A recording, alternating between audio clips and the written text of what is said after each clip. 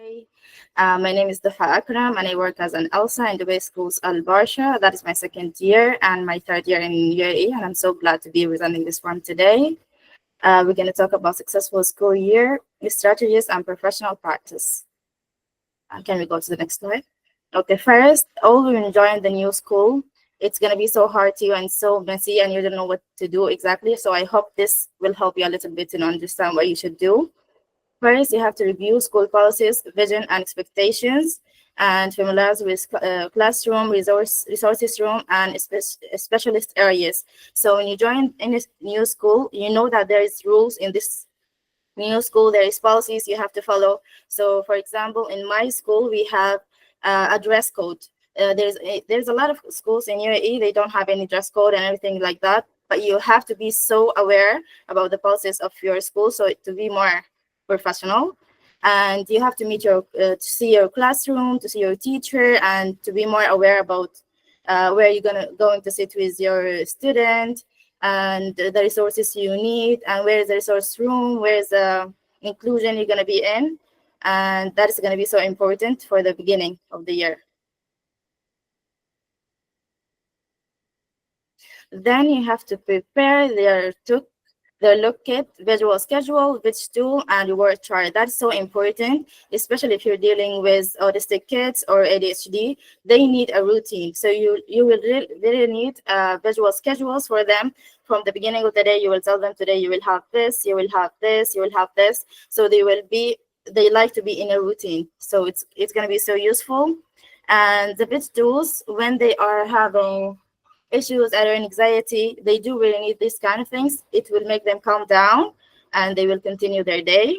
And the reward chart, it always works with the younger kids. Actually, they like it. They like to give them a star. You can use it and you can write, مثلا, today. If you make eye contacts, if they make eye contacts for the whole week, you can give them a star. You can give them something they need and everything else. So it's very useful, and kids, they do really like it, especially for the younger kids.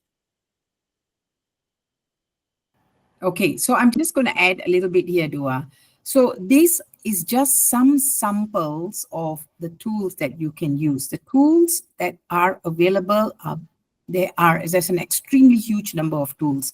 Now, some of these tools are expensive to buy. And what I've always constantly talked about is that I would like you guys to think about substitutes that you can use to produce these tools for a much lower cost. Some of them are easy to do. So let me give you an example of one of the tools that I use to make. So for example, this reward chart.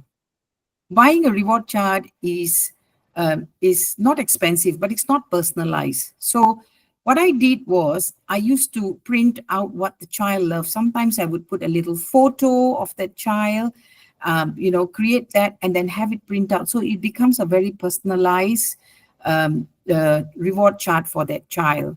Another thing also that I used to use a lot of was the reading markers. So for children who are dyslexic, having something, putting a cover over what they were reading with a line also help them a lot. So it's like a little window for them to follow with their reading. So these are just some examples of tools that you can produce. Like Dua was saying, that preparing all of this is really, really important because you go into school preparing. Sometimes you don't know what you want. So it's better to have more so that if the child requires a bit more support, you have something to fall back on. Okay, we'll go on to the next slide, Dua. Yeah. Connect with teacher and SEN and specialist for student goals. So there are some schools, they are so supportive. They will come to you and they will ask you about the student and everything. But sometimes they're not going to come to you. So you have to go there. You have to tell them about your student. You have to tell them about everything about him. So they will also know about him. They know how to deal with him, what things they should use for him, how they're going to do his IEP and everything. So if you are in good connection with your teacher and with your inclusion in the school, that's going to be so useful for you and for them also, and for your student for sure. Ensure access to resources and learning material in advance. So some schools, like my school right now, they do provide materials. They provide a lot of things that could be helpful. So you have to ask them, because sometimes they will offer to you because it's so expensive for you to buy it. So it's better to ask the school, and they will provide it to you. And it's so useful, like the colors, the markers, papers, and everything that you can use, you can need. They will provide it to you. So you have to ask them for it.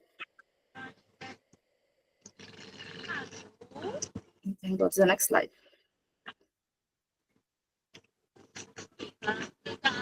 Okay. Here we're gonna talk about strategies to support the child.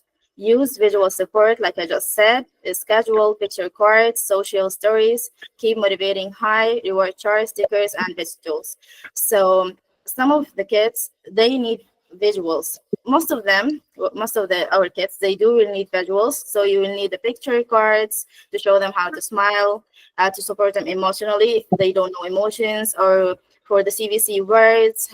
They do really like it, and they can focus more with pictures. So ensure that you have like these pictures here. I have like go to the bus, lunchtime, football time, PE time, everything. It's gonna make it easier for you and for your child to understand what you're talking about, especially autistic kids, nonverbal. That's gonna be so useful for them. Sorry, I think we've got somebody who, can you please mute your mic?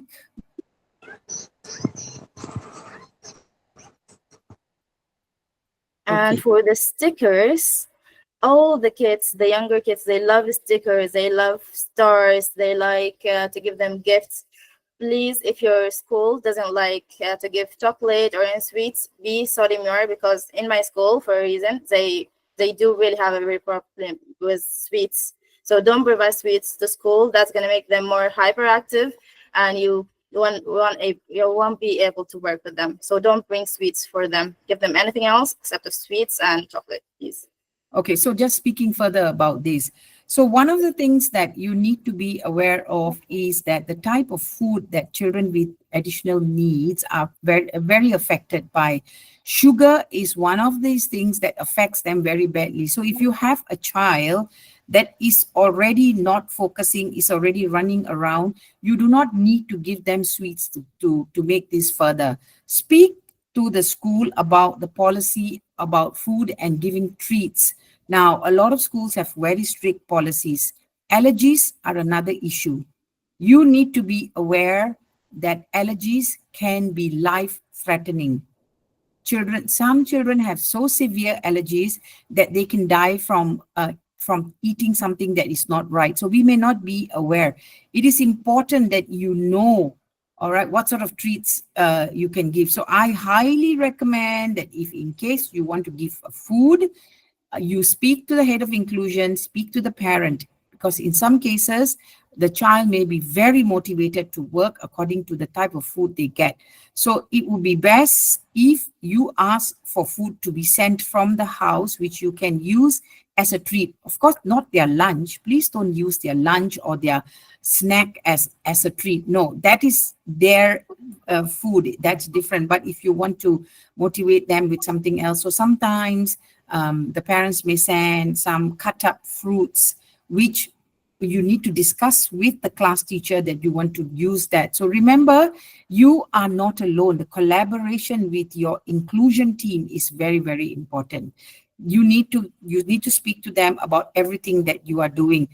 Inform them. If you are feeling lost, if you are feeling like you don't know what to do next, speak to your inclusion team, come back to us. You know, those of you from Incluzun, you know you have a support group. Come back and speak on that group. Yeah, sure. Shall I move to the next slide, Dua? Yeah, sure. Foster independence and behavior support and encourage collaboration. So you have to work with a step-by-step checklist that's going to make them feel happier about what they are doing. That's going to give them a positive reinforcement, like you did this today, you did this today. They're going to be so happy when you encourage them and you tell them like, you did great job, look what you did today. That's going to make them so happy about what they're doing, and they can work better. Behavior support. So some kids, not all of them, they need quiet corners, they need break hours, they need to take a break. So you can't just let them be there all the time. You can't just let them never go outside from the class. They need some breaks. So every time you should know when your student need a break, when he's became hyperactive, when he started screaming and yelling and everything. You have to pull him out, give him like 5 to 10 minutes break so he can come back to the routine. Especially autistic, ADHD, they do really need some time. So you have to do it.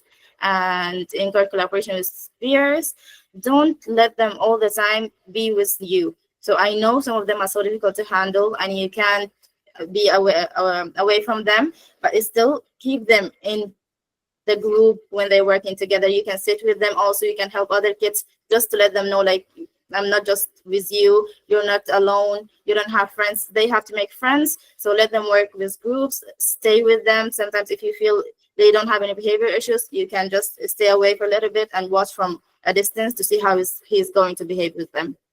That's going to be so important. That's very, very good. Thank you. That, Doa, is a very important point. Okay, for the first one, foster independence.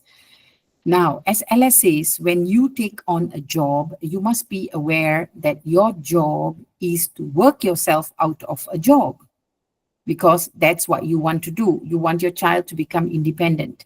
Now, it doesn't mean that, oh, if I work myself out of a job, I'm not going to have any more jobs. In fact, when you start fostering independence and putting it on your CV that you have graduated a child, more parents want to work with you. More parents will actually call for you and say, oh, wow, that's an amazing. How did you do that? You know, and oh, sure, Ms. Harmeet, can you please put us in touch with this LSA? We would like to work with this LSA. So you become actually much, much more in demand because it's obvious that you have the skills to support a child to become independent, right? Now, the second part about your quiet corners, please speak to your class teacher. It is important that you create a quiet corner for your student. And this does not mean that it has to be some big fancy thing. All you might need is a beanbag and a small privacy screen. Now, I myself made privacy screens while I was in school. Somebody is not on mute. Can you please go on mute?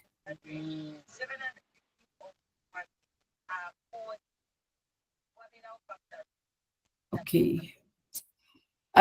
Now, so the second thing, the next thing, the last thing is the collaboration and building social skills and interactions. Please encourage that as much as you can. You know, the more you encourage them to have social interactions, the better you will see their skills to be able to be a part of the classroom because social skills are so important. Shall I go to the next slide, Dua? Yeah, sure. Thank you. Okay. Communication as an LSA. So for communication, you have to be communicating with the school, with the parent, and with the school and with the parents. So when you communicate with the school, the teachers, and the share daily and weekly notes, attend IEP, collaborate with teacher, and seek feedback from specialists. First, you have every single day to tell the teacher about what challenges did you face today, what things he can achieve today, how he was doing, and all of these details. But it's so important for the teacher itself to understand about your student, to understand how she has to help him. You are not working there with the student alone. The teacher, she's also responsible because he is or she is a part of her classroom. So you will have to tell her how she has to deal with your student. Attend the IEP and review meetings. So for the IEP, you are the one with your student. You are the one who's supporting him. You know him better. They need to take the information from you. You have to tell them what he needs, what he cannot need, what is very important, what is not important. They have to come and ask you. But even if they didn't, you have to go and tell them what he needs, because this IEP and this work is coming back to you.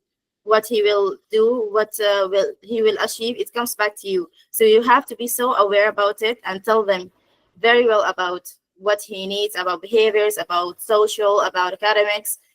You know him better, so you should be part of it. Collaborate with teacher, for sure you have to. Collaborate with teachers, you have to give them more information about your student. If you want anything from the school, that's so important. There is no one will come and tell you like, take this, do these things. You have to ask them for the resources. You have to ask them for the worksheets. You have to ask them for help. Okay, if you didn't ask them, no one will come to you, no one will help you, because they don't know what you need. So you have to collaborate with them, you have to talk with them so you can get what you need. Seek feedback from specialists. Yeah, so if you are having a problem and you don't know how to do it, you don't know what to do about this one, you can just do it from your mind. Go and ask the specialist, ask anyone from the SEN in your school, tell them this has happened, how can I do it, what should I do right now. So they will give you good opinions, and you will have share opinions together. You will know what exactly you should do, and it's going to be better for you and for the student. So that is so important also. Okay, this is a very interesting one. I know that there is a lot of different rules and regulations about IEP and review meetings. Now, each school, now we go back to Dua's first slide, where she asked you to check about school policy. Some school policies state that it is compulsory for the LSA to attend IEP meetings. Some school policies say that no, there's no need for them to attend. My suggestion is that speak to your inclusion team and ask them that, do I need to be a part of the IEP meetings? If the answer is that you're not required to be a part of the IEP meetings, I would still recommend that you ask for feedback from the IEP meetings. Ask for feedback from the heads of inclusion, and then speak to the parent as well and get some information, because it is important that you know what is happening in the IEPs, because remember, the IEPs are your goals to achieve.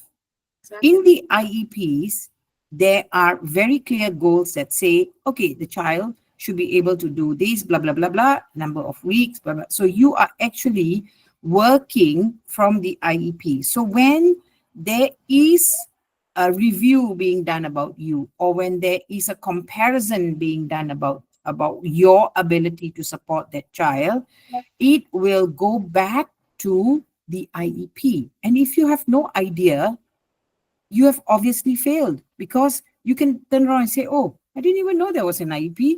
And yes, I have heard people say that. Right now in the chat, I have asked you guys to list some of the feedback about what you have been through, because it is important for us to hear as well that what are you going through. Tell us so that we can learn from each other. Remember, the whole platform, this platform, is your voice, is the voice of the LSA. So I always hear people tell me, oh, miss, I'm just an LSA. The school says I'm not important. So now Incluzun is giving you a voice.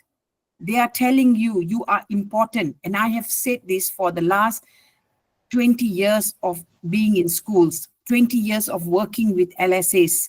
You are very, very important. When I go for summits, when I go for conferences, when I speak to the head of inclusion, I am your biggest advocate. I'm the biggest advocates of LSAs, because I believe in your power. You make things happen that nobody else can make things happen. But that doesn't mean that you are all alone in making it happen.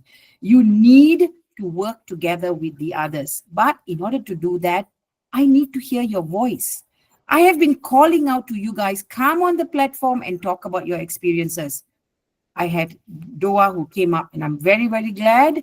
But to be honest, I didn't have very many of you come up. So I'm telling you, share your experiences, talk about what you're going on within your life, what has worked for you, talk about what hasn't worked for you, and why hasn't it worked for you.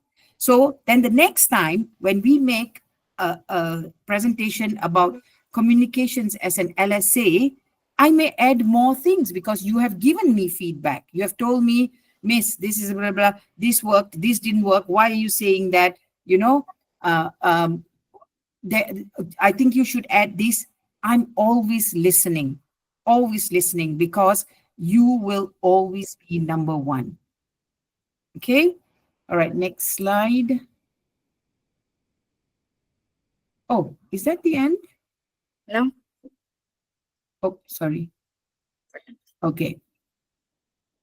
Then communication with parents. You have to provide brave, clear update on the child's progress, share specific classroom observation, highlight success first, allow allegation communication. Okay, first, when you are dealing with the parents, we are talking with the parents, you have to be so honest about what's going on with their student. Don't lie to them. Don't hide the truth just because you're scared they're going to be upset. But when you want to tell the parents about what's going around with their student, with their boy or girl, you have to first start with success first. Tell them he was this, he did a great job, today he did this the teacher said this, because some parents are so sensitive. Some of them, they don't expect that our boy or our girl, they did this, they will not believe you, they're gonna be so mad.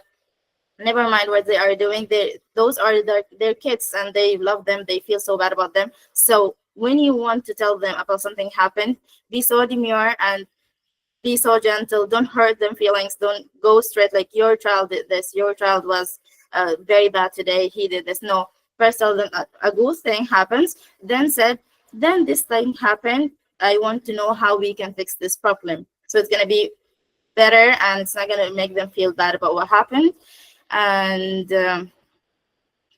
tell them what's going on in the school, what did they achieve about academic or social or emotions. All of it's going to be so important. All of the information is so important. So communication experience, so they will know what are you doing there.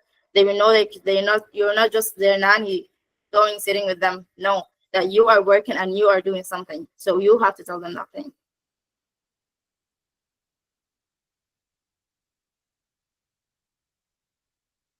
Freeze, or was it just me? Yeah, you feast, I think. Oh, sorry. Yeah. Okay. So next one. Shall we?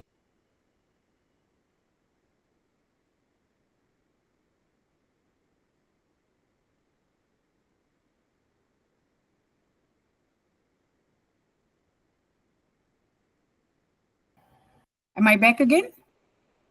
No, we can see Um, it's still with parents. okay, I'll move to the next one.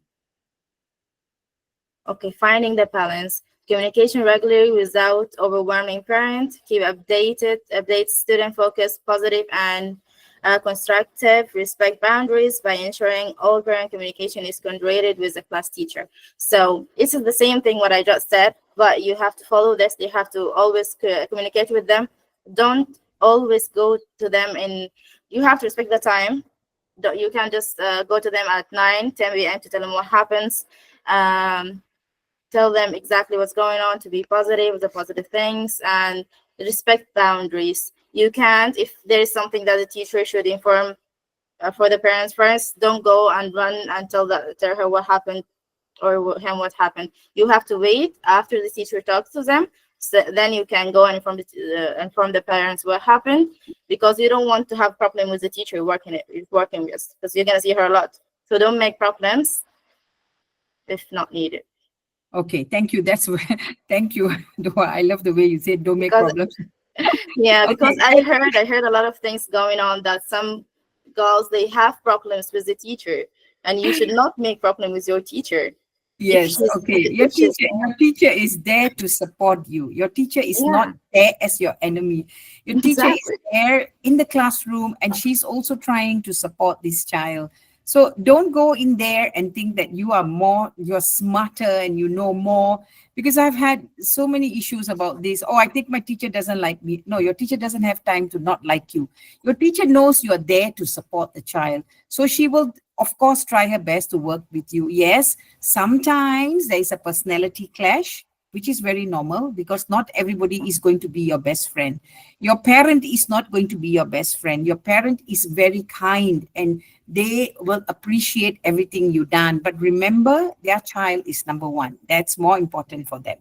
So always find the balance. And like Joa said, you don't have to go and tell the when you want to discuss next steps with the child, always use language that is gentle because these parents have enough on their plate.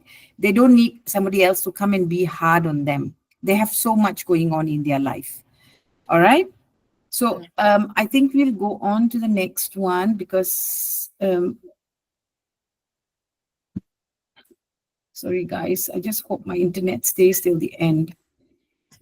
Okay, there you go. Expected professional practice. So communicate clearly and positively with student, teacher, and parents. Show patience, flexibility, and cultural sensitivity. Follow safeguarding, inclusion, and behavior policies.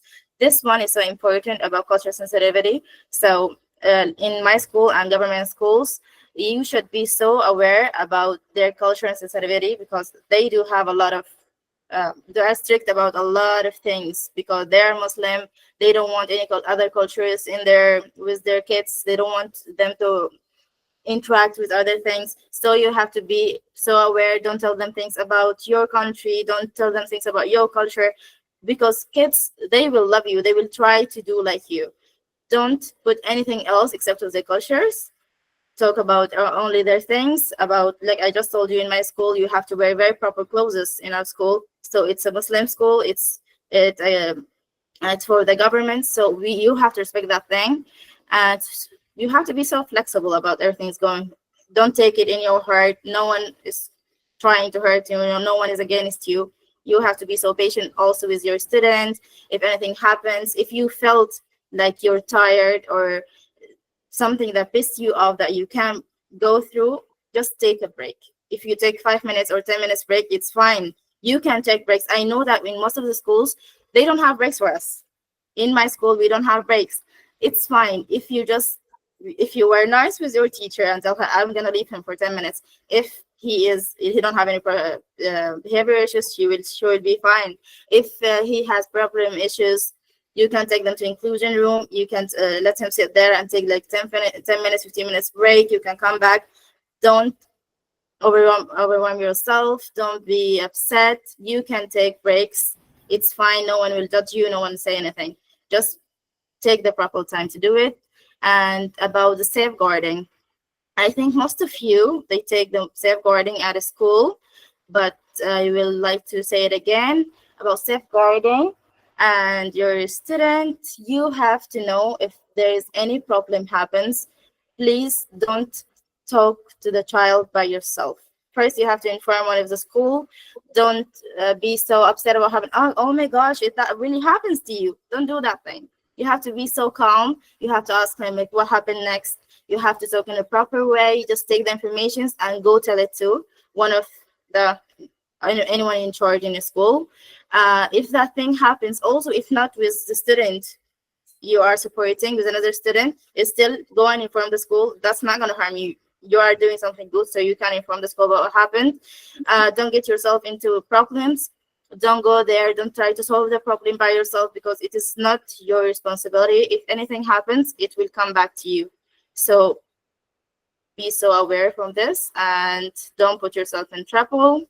Thank you, Doa. That's very important. So all of you who are a part of the Incluzun family, you would have done a basic safeguarding training online, and you would have done safeguarding training in school as well. It's essential that you understand what safeguarding is all about. You need to know the proper channel to highlight any observations you have made, because in the UAE, they are very, very strict about safeguarding. Thank you very much. Smita has said, is what has always worked for best for me and my child is when I become the bad cop with the child, the teacher becomes a good cop, and the teacher's instructions to the child to go work with me is more motivational to the child to come and do his IEP targets with me. So always maintain a great relationship. Thank you, Smita.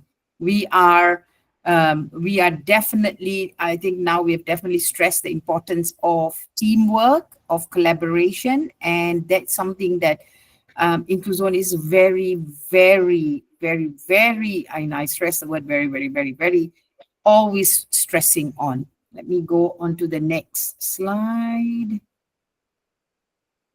Okay. Miss, I think this is the old one. Do you have the new one? Your new video? No. Oh, did you? Then I'll have to. The I'll last have. one. I'll have to redo. Okay, you run through this one. I'll try and see if I can find it because I had to shut my WhatsApp down. It was making too much of noise. Can I share it to you again? Because this is the old one, or it's fine if not needed. Yeah, it's fine. You can do this one. I think do the child safe standards. It'll be good. It's the same as safeguarding. Child safety is impact and organize. You have to care about his. Okay, some kids they are non-verbal, so that thing really happens to me. I was supporting an autistic boy. He was 7 years. He's not verbal, and he was having some problems. He was ill, but he was not able to say that I am sick, I have this. So you have to focus about what he's doing. You have to call his mother or father to come and pick him. You have to take him to the clinic. Don't ignore the signs, because sometimes maybe it can be something bad happening to him. Take any action seriously. Never underestimate anything happening to your student. Communication.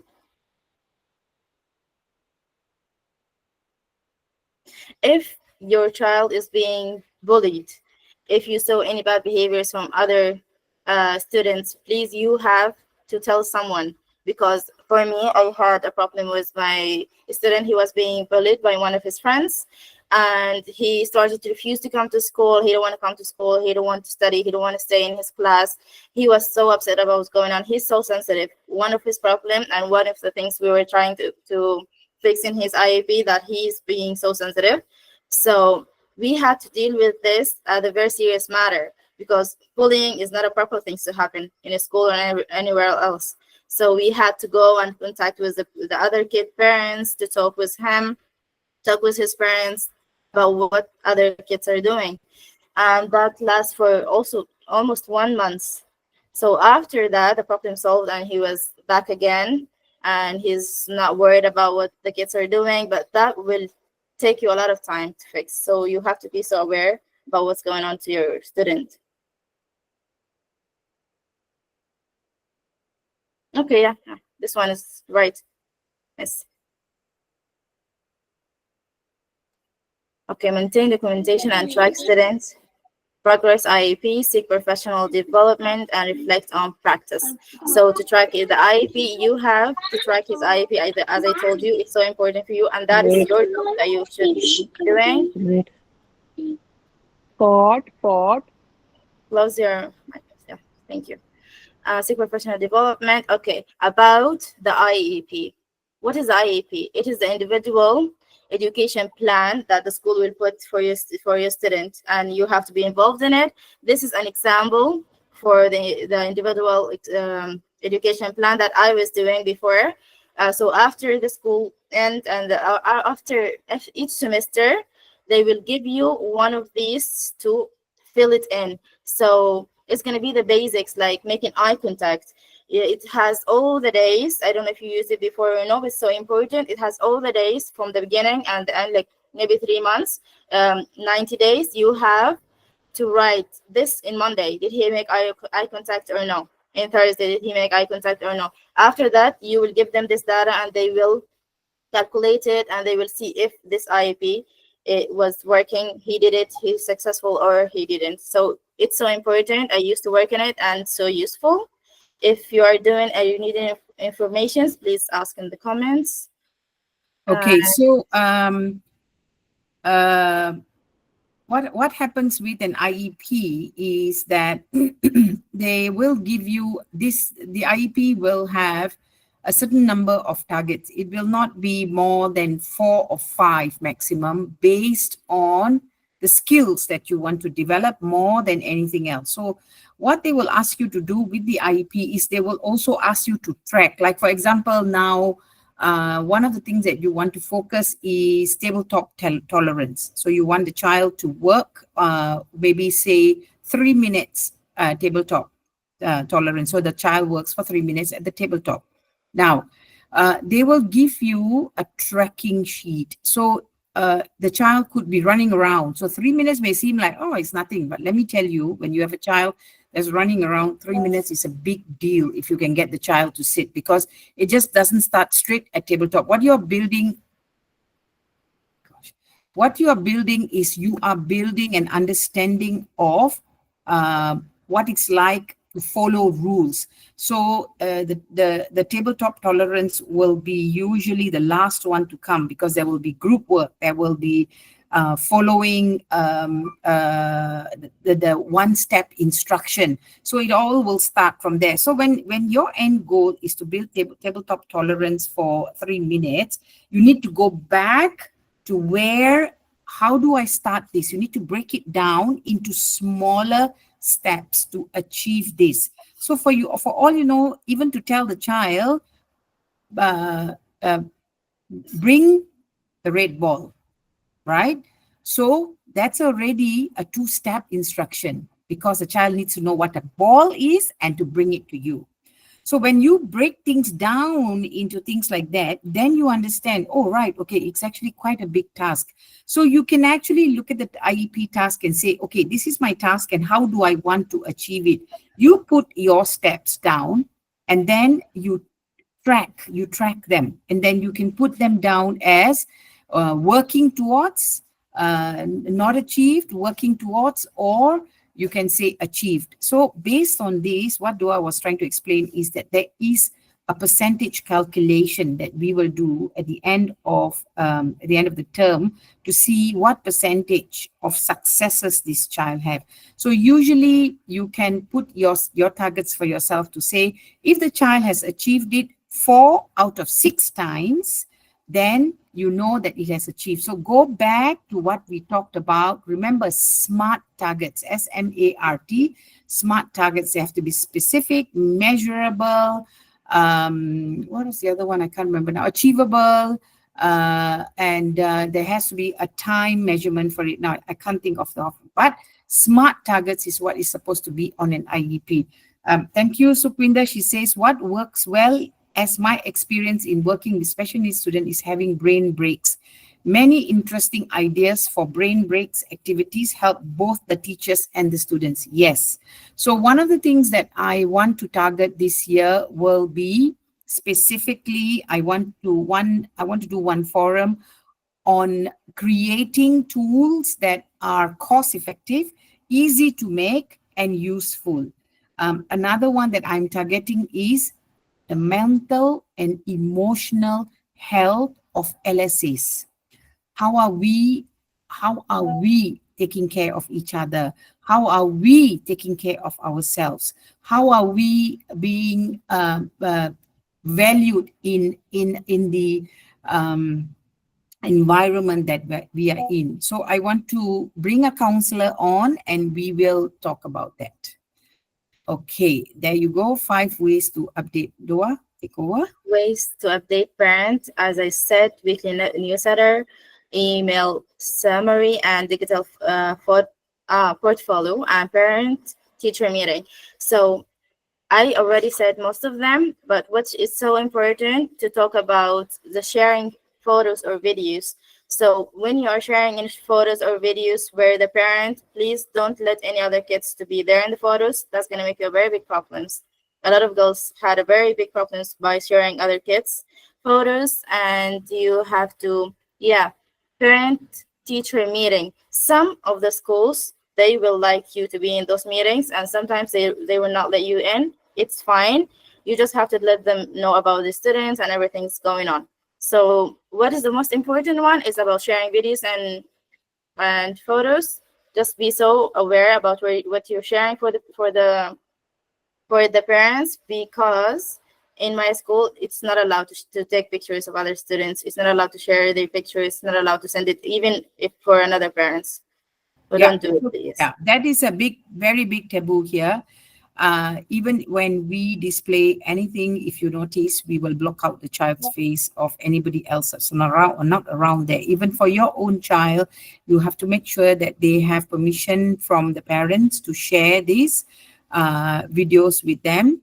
Now, I think it's Michelle Mohammed Safi. You have asked about developing IEPs. I can't seem to type a message on my thingy, but you a head of inclusion? Can you confirm that? If you Not are, not head of inclusion, but send teacher miss. okay, send us an email and then we will. I think so. I think we have done a session on IEP building. I can't remember, but I know we've done some training on that. But send an email to the email at the top there, info, and we will get back to you. Even me, I would like to have a IB, IEP, please. Okay. What we'll do is that we could maybe have a session on a more in-depth discussion about how to develop an IEP, how to talk about it. That could be something I could put in my agenda as well. And maybe I could do that presentation myself, or I could ask a head of inclusion to come on and talk about it. All right? All right. Inshallah, we'll organize that. Okay. Is this the last slide? Yeah. So here we're going to talk about case study example. So we have a student, his name is Ahmed, he's 8 years old, with mild ADHD and social anxiety. You as an LSA, how you can support him? So first you will create a visual timetable to reduce anxiety and anxiety about daily routines. As I told you in the beginning, the visual schedule is so important. So when you came there in the beginning of the day, you have to tell them, today we have this, we have math, we have social, then we have break. After break, we have this. In that time, I'll give you a break. That's going to be so useful for a student, because if they have an anxiety, if they have OCD, if they have any this kind of problems, also autistic kids, they like to follow routine. So visual timetables is so important for them, and especially if you make it visual, so they can understand more. As I told you, they understand everything more when they see it. So they need pictures, they need signs to tell them what they are doing. Also, when they're going back home, a picture for a bus, like, okay, go bus, go back home. It's going to be so useful. Introduce switch tool and schedule breaks to maintain focus. So they said here he has a social anxiety and he is ADHD. So you will need those kind of switch tools I showed you in the beginning. It's going to be so useful because it's going to lower his anxiety. It will make him feel fit with others. It will make him feel more comfortable. So you will need the switch tools. You can also ask the parent to give it to you if it's expensive, or you can do it by yourself. Ask the parents. Sometimes they are nice. They will provide everything you need, all the resources. They will give it to you. Schedule breaks to maintain focus. Yeah, and they do need breaks, and it has to be scheduled. Just don't do it randomly. Like, make it مثلا 2 times a day, 10 to 15 minutes. It's going to be useful, and it will work with them better than just doing it messy in other parts of the day. Gonna be more useful. Okay. Thank you. I think. Encourage peer collaboration. Oh, sorry. Yeah, okay. Encourage peer collaboration through body system and group activity. Mentor a group of academic tasks and behavior goals and IAP. Share regular community updates. Okay. You have, as I said, he has social anxiety. So one of the first things it should be in his IAP is making him more social. Make him work with his peers, work him to collaborate with them. So this, for sure, if he has problem with social, you have to put it in his IEP, or the school will put it in his IEP. You have to let them all, okay, go work with your friends, do this. You can sit next to him. If you feel like he can do it without you being there, stay away. So for me, my student, he doesn't need more support with, he don't have any behavior issues. His problem is academic more. So for me, I don't sit next to him. I sit in a corner where I'm so close to him, but he sits with his friends because we need him to build relationship with his friends. We need him to be more social. We need him to be more confidence. He don't have more confidence. So you need to know what you should be doing and where you should be sitting. You can't just be next to them all the day, because especially for older kids, like my kids, I work in grade 5. He want to build his personality right now. He don't want someone to follow him and tell him do this, don't do this. Okay, you have to give him his personal space and help him when he needs some help. So all the time I'm going to be away from him. When he needs my help, then I will go there. I can pull him out when he needs some help. So don't always be there, and because they're not going to be social for sure. If you're always there, he can't gain any social, can be social. Okay, I'm just going to answer those questions. So, Mahara, could you mute yourself, please? Thank you. Okay, I've muted her.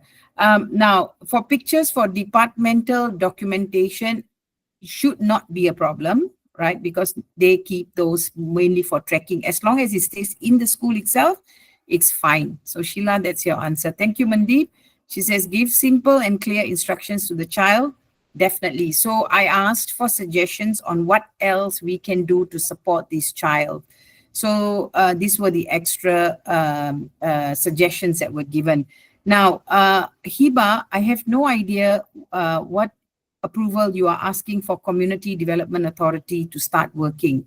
As an LSA, you do not need CDA permission. If you are a counselor or a special needs teacher, or most likely you would be a counselor or a therapist. Now that's a different ball game. That's something that you have to go and find out on your own, because it's a very long process and there are different groups out there that are supporting. You just need to connect with them. I'm not involved with CDA. Okay. Right. The outcome, you have to increase participation in class activity, improve social interaction, as I just said, and positive reinforcement led to better focus on academic engagement. About academic engagement, for his academic task, you cannot just leave his books empty.